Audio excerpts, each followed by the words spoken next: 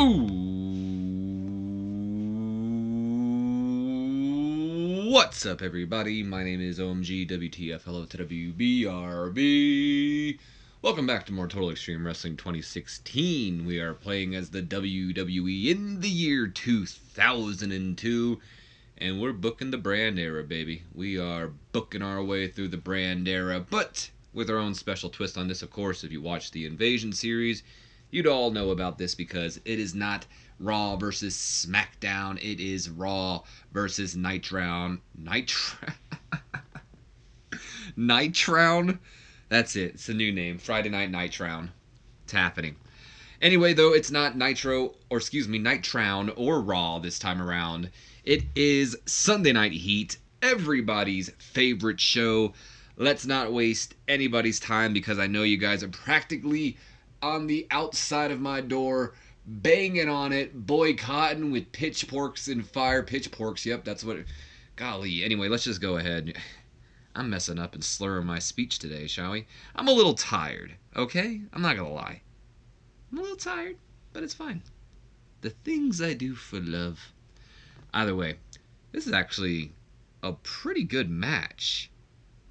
And the Briscoes, spoiler report, we hired the Briscoes for one night.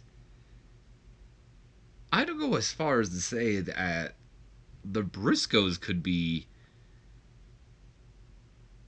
ready for main time, believe it or not. Like, wow. Not that they're like, ready for the main TV and all that, but give them a couple, some popularity, and I'd argue that they'd probably would be able to get over really well.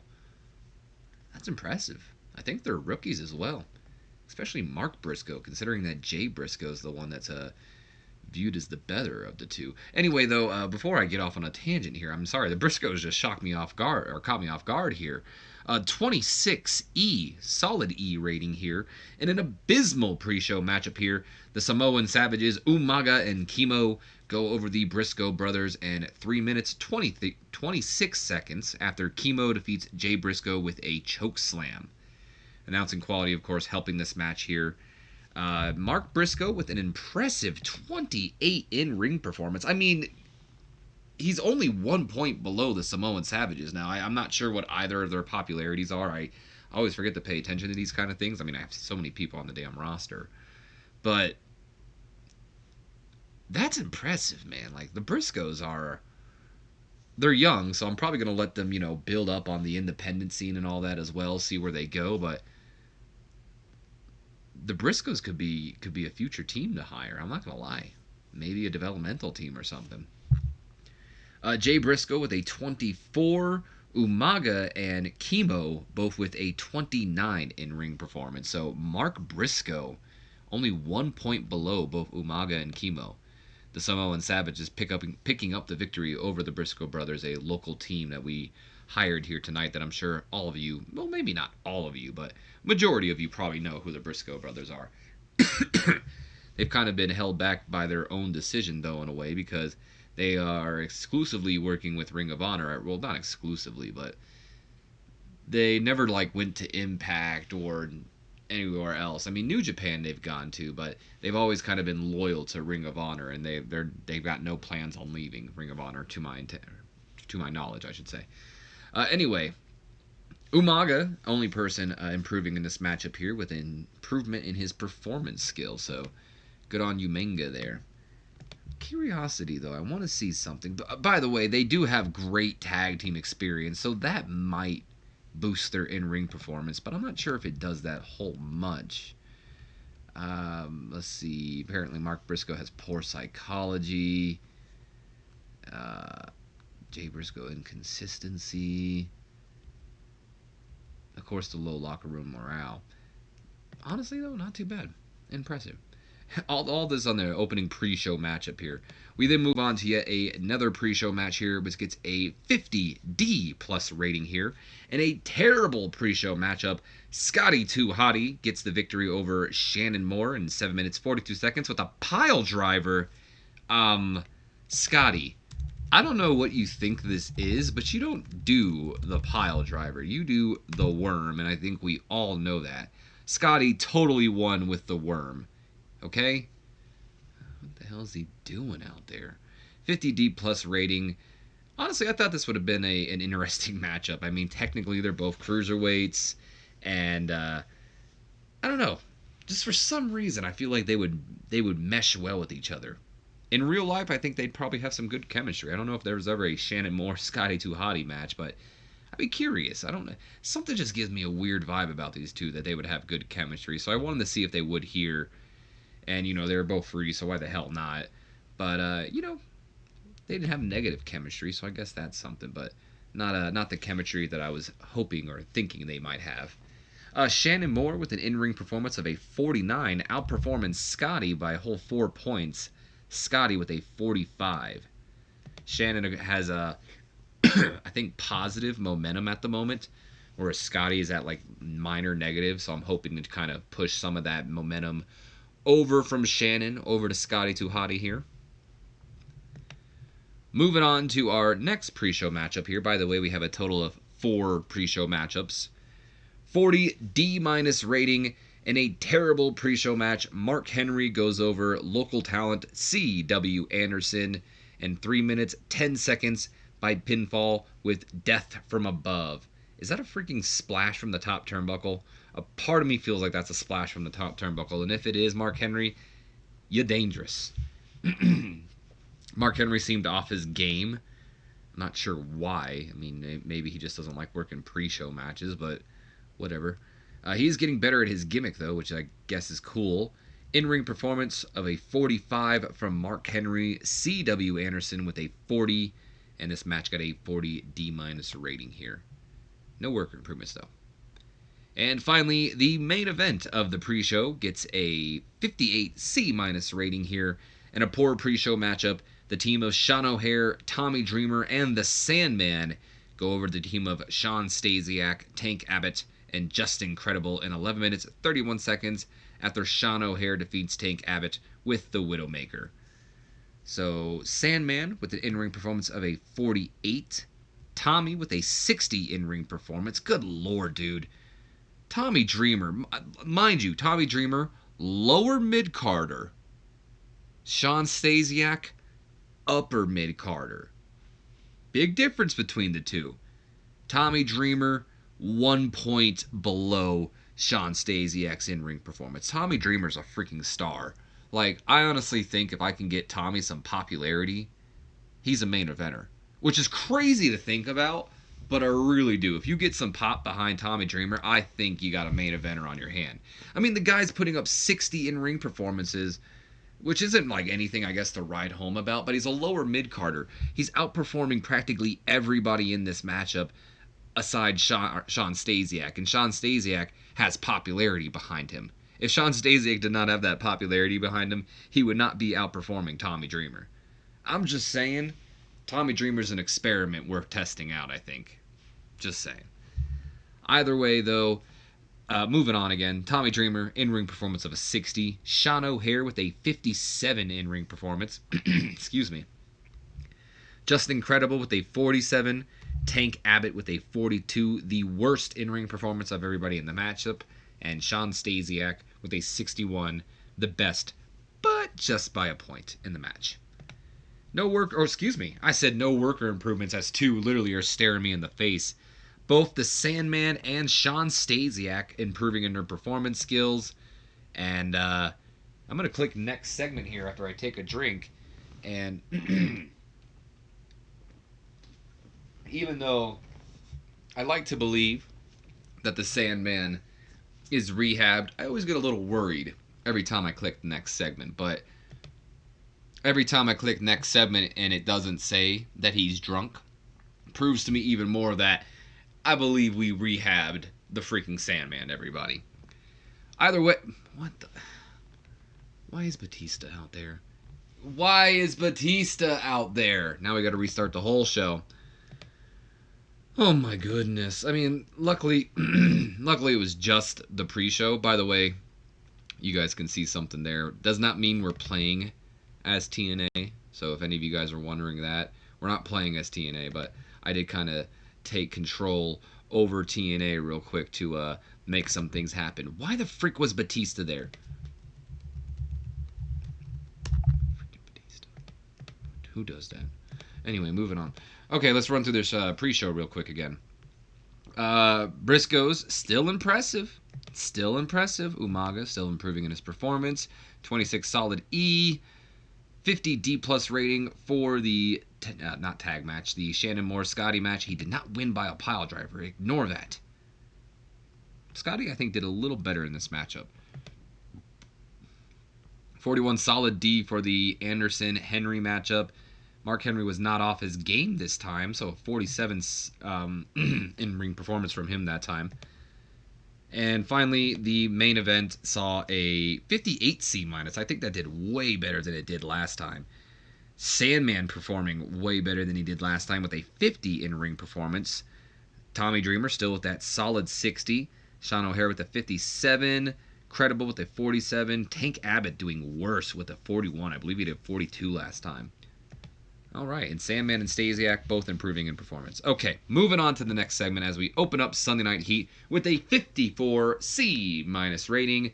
After the recap video airs showcasing the results of the Heat Heavyweight title match, of course that being the Fatal 4-Way Elimination match that was between Steven Richards, Chuck Palumbo, Shawn OHair, and Rikishi.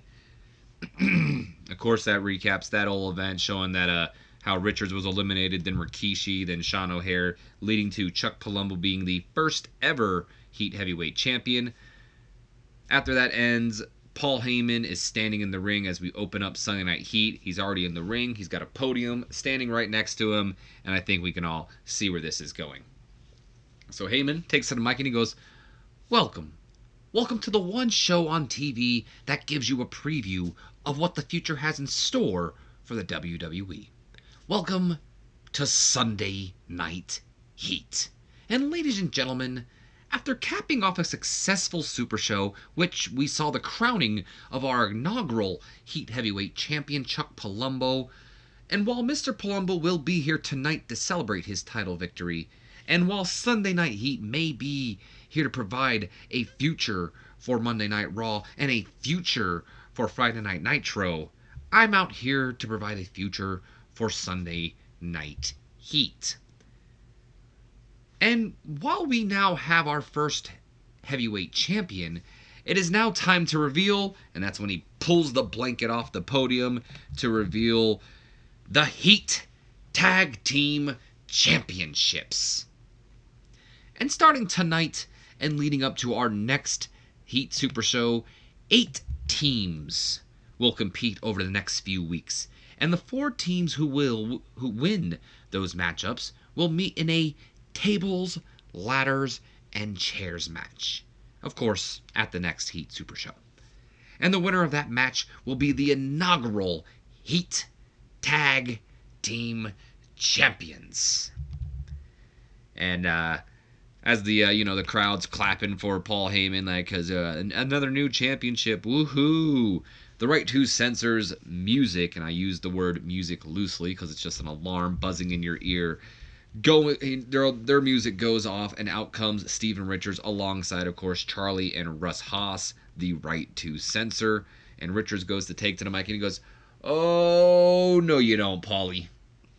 You're not just about to skip over the elephant in the room. You screwed me last night. I should be the Heat Heavyweight Champion. I know it, you know it, and Mr. McMahon knows it. And now you're out here to reveal a new title and act like nothing happened?" Whew. Oh, Stevie. Can we just stop with the conspiracy? I did not screw you, Stevie.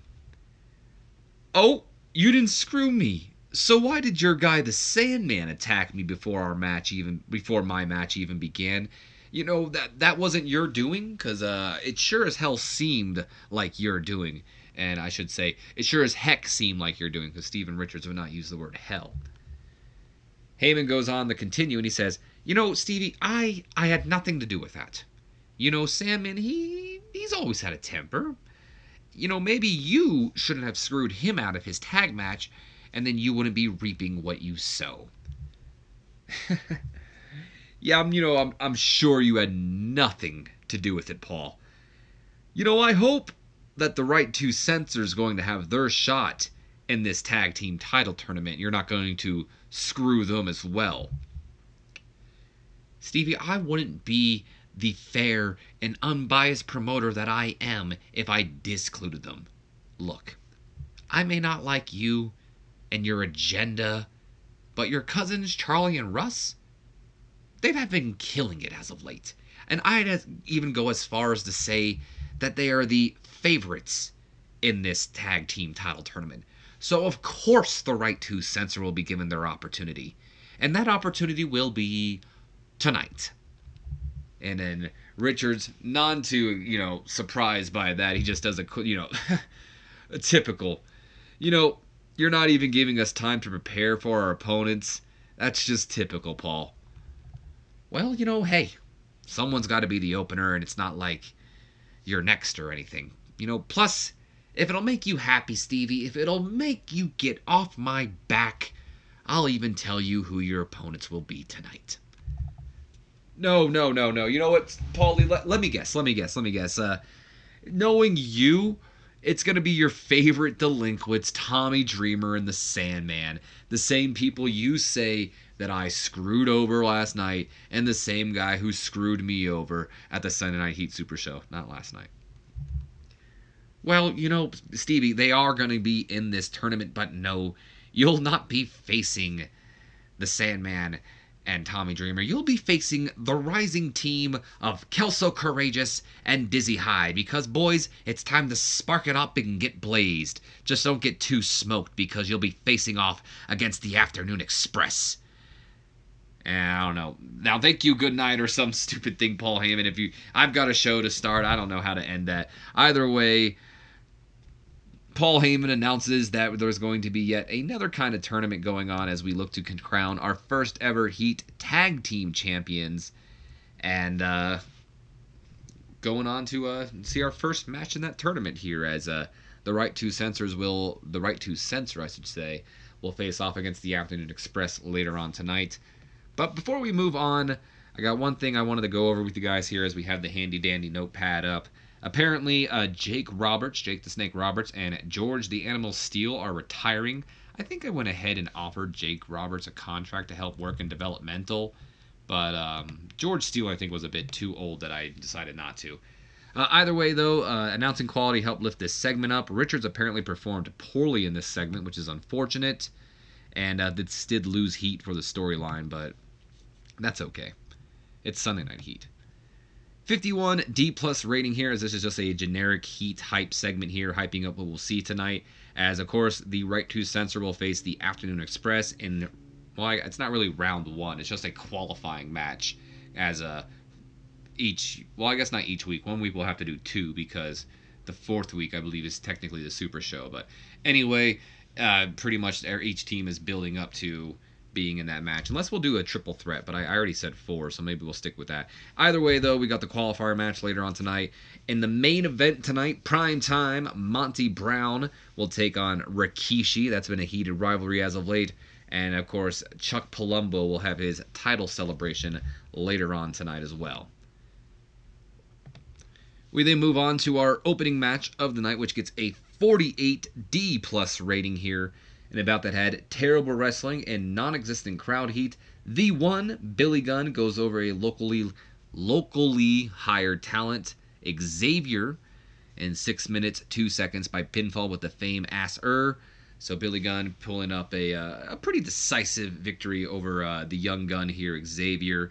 Xavier seemed like he was pretty promising, so I figured, let's give him a little bit of limelight, maybe get some pop behind him, and also get some eyes on him as well. See what we think of him as well. So either way, announcing quality did help lift this matchup here. It did cool the crowd, though, which is a bit unfortunate, but I'm sure we'll get that back up.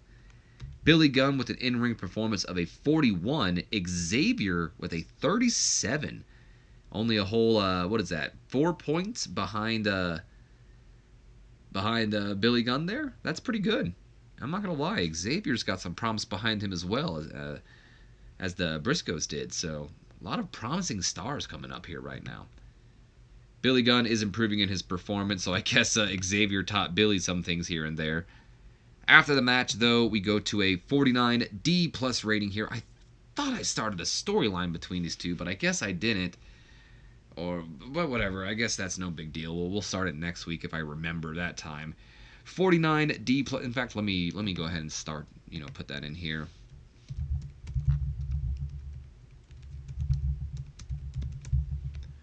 Okay, that way I remember.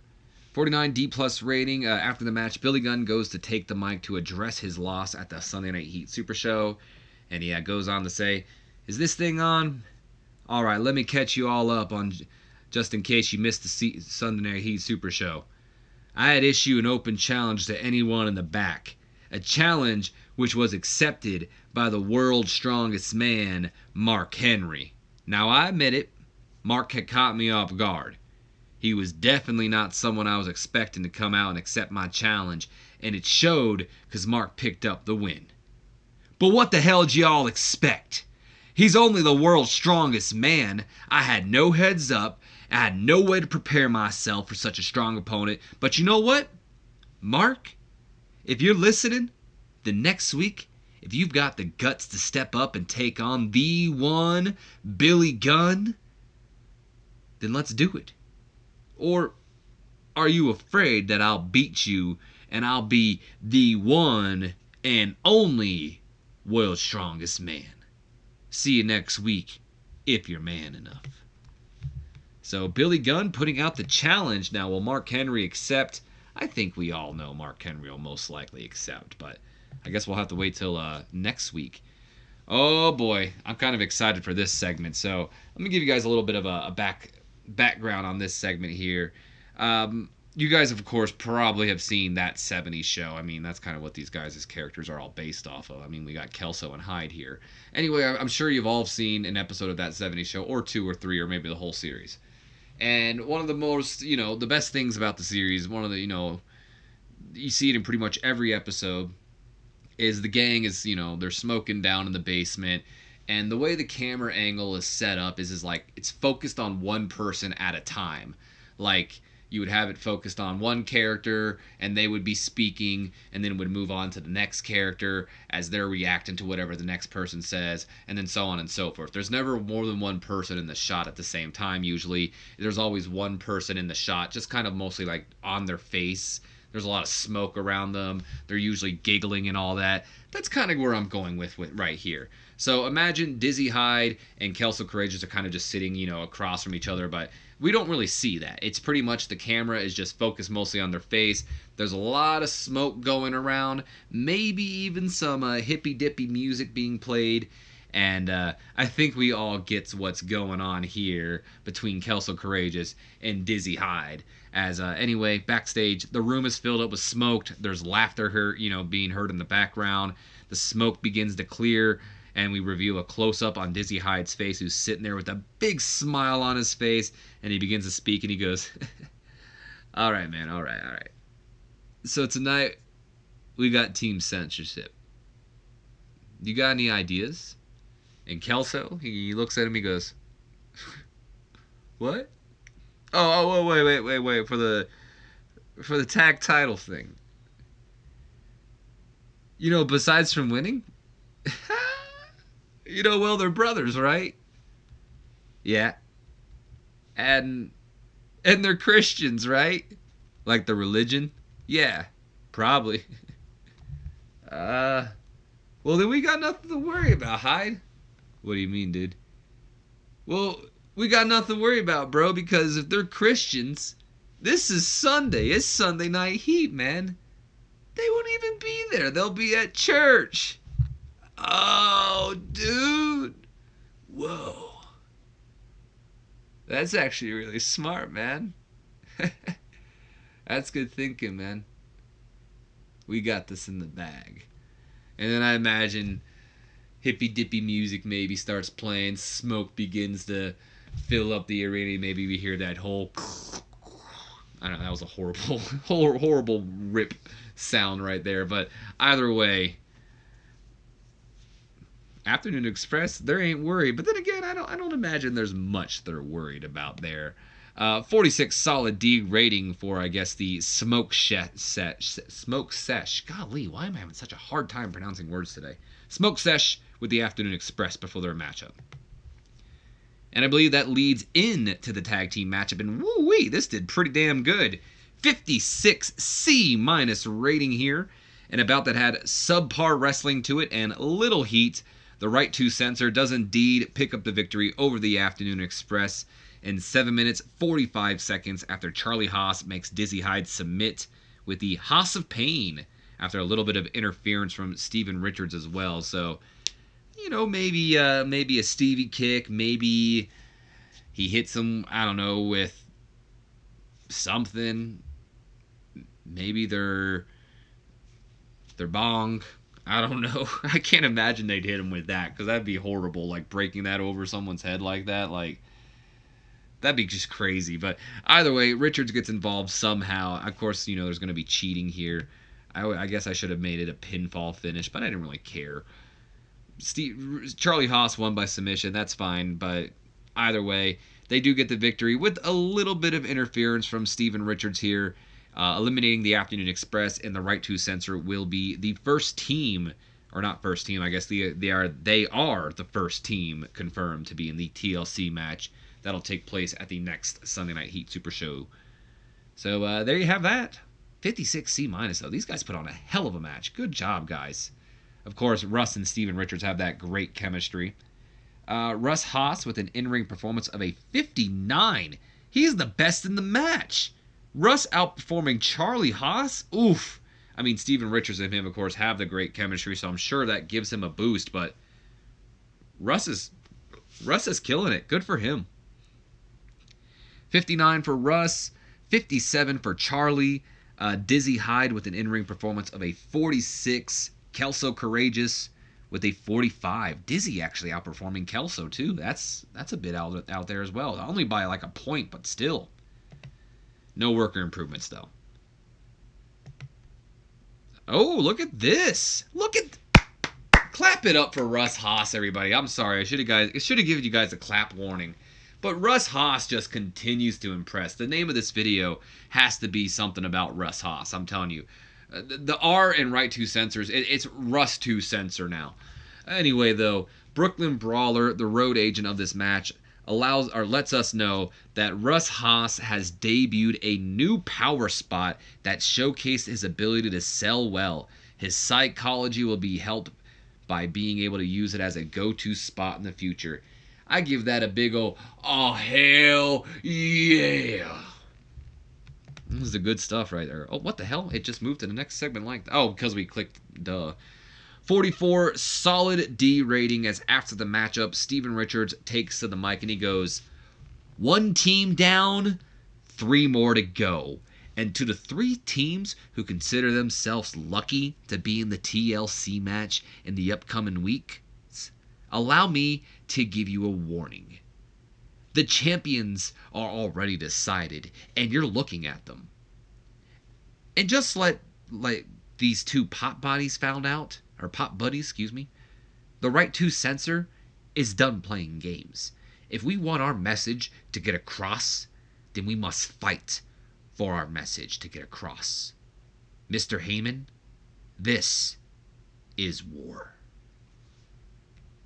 And Richards, not too often you hear him talk like that, but things must be getting serious if Steven Richards is talking about war. I mean, I don't even think you're allowed to say war on TV. I could be wrong, but it doesn't seem like something Steven Richards would want to be said on TV.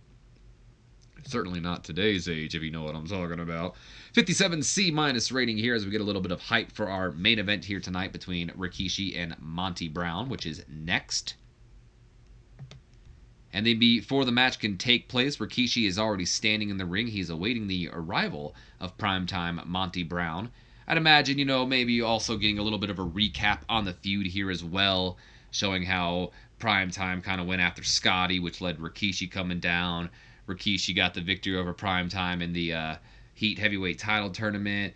Primetime cost Rikishi his opportunity in the Heat Heavyweight title match. So a little bit of a feud between these two that's coming all together here now. Either way, though, as Rikishi is awaiting their arrival of primetime Monty Brown, when he comes out, he takes to the mic and he goes, "Hold up, hold up, cut the music, cut the music." "Well, well, well, where's your wormy friend at, Big Quiche? You decided to leave him behind this time? Too worried he'll get in the way? Yeah, I don't blame you, actually. I'll bet you're real mad, aren't you, fat boy? Real mad that I cost you that Heat Heavyweight title. Well, you know what?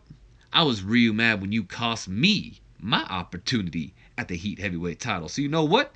Now that we're even, it's time we put this thing behind us and I put you in your place. And that place is on the ground, sucker. Under my boot, with my hand raised, victorious. Now let's get the match started." And just a quick little pre-match promo for primetime Monty Brown to get his personality over. And we go into the main event of the night here, which gets a 58 C- rating here. Look at that. They just kept going up. They lived up to it. They lived up to it. 58 C- rating here. In a poor matchup here, primetime Monty Brown goes over Rikishi in 13 minutes, 9 seconds after using the ropes for leverage. So Monty Brown cheating to win here tonight over Rikishi, but nonetheless, he does get the victory.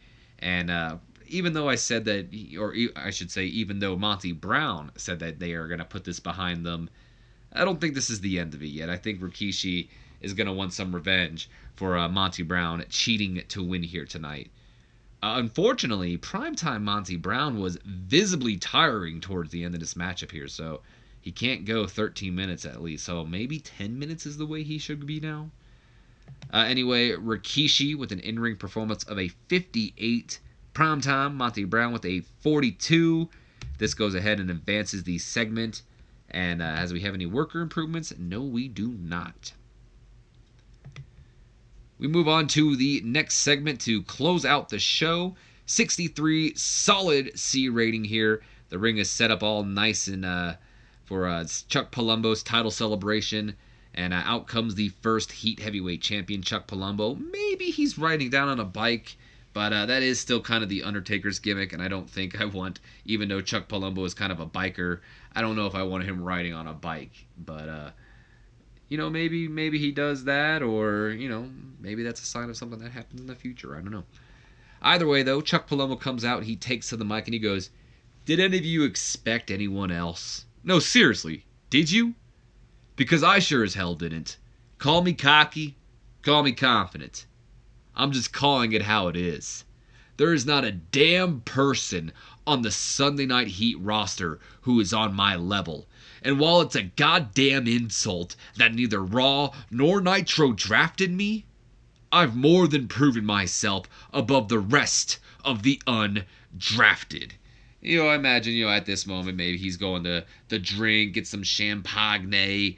He's just toasted up for a celebration. A toast to the future of Chuck Palumbo. And then Shawn O'Hare's music goes off as he starts to drink. And out comes the Raging Bull, Shawn O'Haire. And he's coming out. Chuck Palumbo's just daring him. "All right, fool, you want to fight? You want to step up? Let's do this. Let's do this right now." Shawn O'Haire gets in the ring. Chuck Palumbo and Shawn O'Haire, they just start to brawl back and forth. The good old brawl between the two. Neither man's really getting the advantage until finally Shawn O'Haire starts to get the advantage here. Maybe he, starts to land more punches than usual on the Chuck Palumbo. Palumbo's not getting his fist up or something. He's backing him up. He goes to Irish whip him off the ropes. Maybe get him in something else here. Maybe he lifts him up for the Widow's Peak. Chuck Palumbo wiggles his way out. Slides down, slides out of the ring, grabs his championship, and he's clutching the title on his way up the rampway as he pedals out there. Meanwhile, Shawn O'Hare's coming out the ropes. He's leaning out there. He's like, "Come on, Chuck, let's do this. Let's fight." Because there is bad blood between these two. It's not over the Heat Heavyweight Championship. Sure, it's great to be the champion, but Shawn O'Haire still houses some hatred for Chuck Palumbo for ditching their friendship, for bailing on him to be with Stacy Keibler and all that's, all the stuff in the past. So, bitter rivalry between these two as we end off Sunday Night Heat with Chuck Palumbo clutching the championship, looking pissed, while also looking a bit worried that Shawn O'Haire is really just unleashed and he is going to moita Chuck Palumbo when he gets his hands on him. All right. So we go ahead, we end off the show. We get a 56 C- rating here. Apparently, not enough attractive women.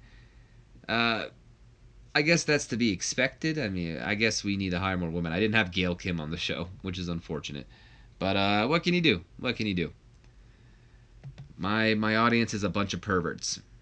That's not going to be the end of this video, though. I hope it's not running too long. As always, though, this is the loading screen. For some reason, whenever this thing is loading, it tends to lag my audio behind, drop some frames. I don't know the correct terminology there, but either way, it desyncs my audio from the video usually, and I'm usually ahead of it or behind it, one of the two.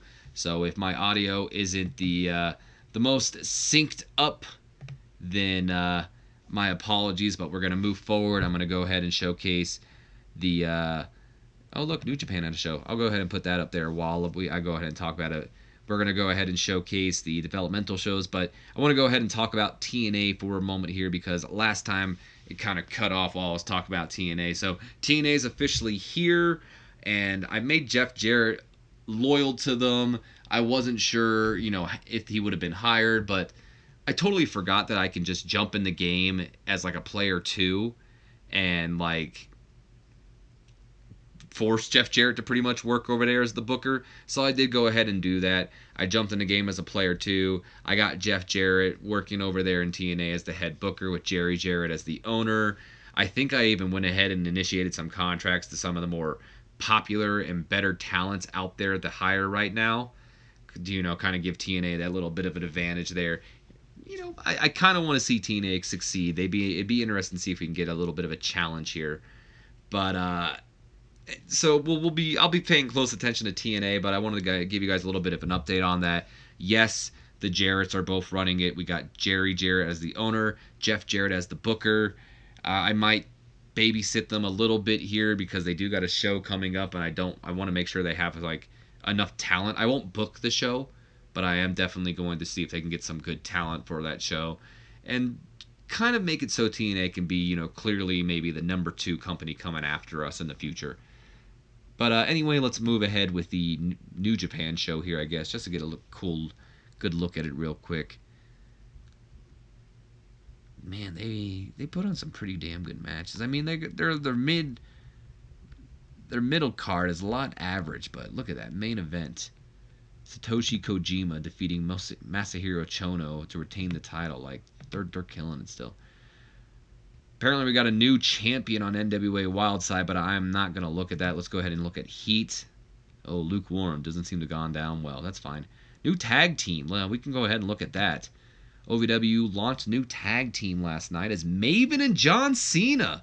The Sweet Sensations. Woo, baby. So it looks like the way we're going to be looking at it will be NWA Wildside first because it looks like they were the worst. HWA in the middle, and then OVW at the top. Shaggy 2 Dope is on the rise. Okay, if you say so. Should we hire Shaggy 2 Dope? Nah, I'm not going to hire. No, we're not doing it. Don't even comment it, guys. All right, anyway, NWA Wildside Wrestling first. Let's go ahead and check them out. So they got a 42 solid D rating here as we open up the night with a 39 D-, as Rick Michaels goes over Lazarus. We then go to a 47 solid D as we have a brawl involving Caprice Coleman and Adam Jacobs backstage.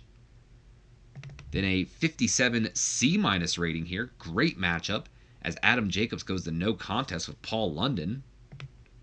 I think that, oh look, that was for a championship too. NWA Georgia Junior Heavyweight Championship. We then have a 58 C-, even better. Air Paris going over Brian Kendrick. And then in the main event, new champion alert. David Flair officially following in the footsteps of his father adds number 1 of hopefully to be many champions. Are we going to have the 16-time NWA World Wildside Heavyweight Champion, baby? I don't know why he's Dusty Rhodes. Anyway, David Flair defeats Ernest Miller. That's what it is. Ernest the Cat Miller and Tony Stradlin to become the new NWA Wildside Heavyweight Champion. And let's go ahead and look at the company real quick. I want to go ahead. Let me look at it. Where's it at? NWA Wildside. There we go. Let's look at the titles there. So David oh wow, 71. Did it go down or has it gone up? At one point it was at a 95 though. That was AJ Styles though, killing it. We've gone from Abyss or Prince Justice, aka Abyss, to AJ Styles, to Das Wunderkid, Alex Wright, to me having to vacate the title because I wanted Alex Wright on my roster, to Sean O'Haire, to Ernest Miller, to now David Flair. What an interesting bunch they've got down there. All right, moving on. We go to Heartland Wrestling Association, where we open up the night with a 31E plus rating as the A squad, that being Dean Shabolsky and Chet Shabolsky, defeating the team of Future Shock, BJ Whitmer, and Logan Kane to retain the HWA Tag Team Championships. We then move on to a 37D minus rating here as Chad Coiler retains his HWA Cruiserweight Championship by defeating Chance Beckett and Sean Casey. Good to see Sean Casey getting some work. 46 solid D rating here as we have a backstage brawl involving Terry Funk and Rory Fox. Look at Rory Fox getting a push. 54 C minus rating here. Not sure why this wasn't the main event. D'Lo Brown retaining the HWA Heavyweight Championship over Race Steele. I really would like to see D'Lo Brown drop that championship sometime soon here because I would like to bring him up to my roster. And then in the main event of the night, Johnny the Bull Stamboli and Rory Fox defeat the team of Yang and the Blue Meanie with a 48D plus rating. And then finally we move on to OVW Wrestling, Ohio Valley Wrestling, with a 54 C minus rating here, as we open up the night with a 35 E plus rating as the new team, I forget their name already, Sweet Consequences or something like that. No, Sweet Sensations, I believe. John Cena and Maven defeat the Ballard brothers, Shannon and Shane Ballard. And we go to a backstage segment, 65 solid C rating here, as we have a backstage segment involving Reno Miro, a.k.a. Sable, Rob Conway, and Carrie Slice, a.k.a. Cherry, if you remember her. 34 E plus rating as Cheerleader Melissa retains her OVW Women's Championship against Amber O'Neal. Then we move on to a 54 C minus rating here as we have a backstage brawl involving Angel Williams, a.k.a. Angelina Love, and Nikita, a.k.a. Katie Lee Burchell. What the hell's her name in the independents? Is it just Katie Lee or something like that, right? We then move on to a 47 solid D rating here as Lords of the Ring, which I believe that's gonna... Oh yeah, that's Nick Dinsmore and Rob Conway defeated the team of Ricky Banderas and Brett Sanders. I'm sure that was actually a pretty good match. And in the main event of the night with a 57 C minus rating, Fit Finley retains the OVW Heavyweight Championship against the Blue Chip, Randy Orton. Third generation star right there. Before we end off the video, let's go ahead and check our... Oh boy, we got a whole bunch of stuff here. Oh, this is just the TNA stuff as well, like TNA making offers to some people. Alright. That's all it is. I don't care, though. I'll let TNA have everybody. That's going to be the end of the video. I hope you guys have enjoyed. If you have, do me a favor. Leave me a comment, a like, subscribe if you haven't done already. And as always, don't forget to share this video with your friends, Facebooks, Twitters, Instagrams. I don't give a dams. Anybody you feel who would enjoy my content, give them a share and help your homeboy get some new subscribers up in this bitch. And as always, I will see you guys in the next video. So until then, you guys have yourselves a wonderful day.